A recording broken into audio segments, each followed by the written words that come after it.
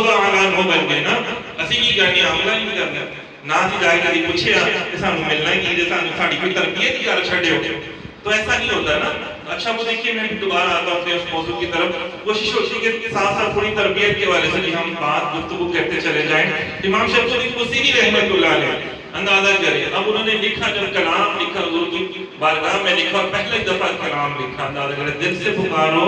تو حضور جانتے ہیں، تو میں نے دل یاد نہیں بنایا ہے تعریف نہیں زبان، یاد آ گیا نا، دل یاد نہیں بنایا، اس سرکار کی یاد کے لیے تعریف بنایا، میں نے پتہ نہیں کیڑی زیادہ وچ پائیاں ہیں، تعریف علیہ زبان بنائی تھی حضور کی بارگاہ میں درود پیش کرنے کے لیے، یا ایھا الذین آمنوا صلوا علیہ وسلموا تسلیما، درود سجاؤ،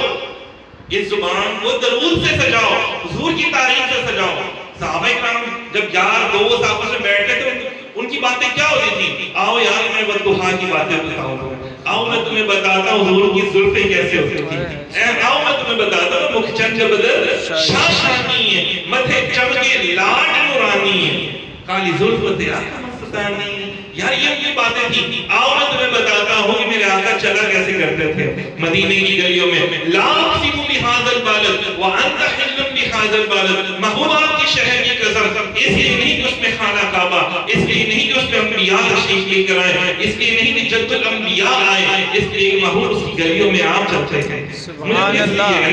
صحابہ کی باتیں یہ تھی۔ آج ہم اپنے لیڈروں کے پیچھے اپنے بہن بھائیوں سے لڑی ہوتے ہیں، جائیدادوں کے پیچھے،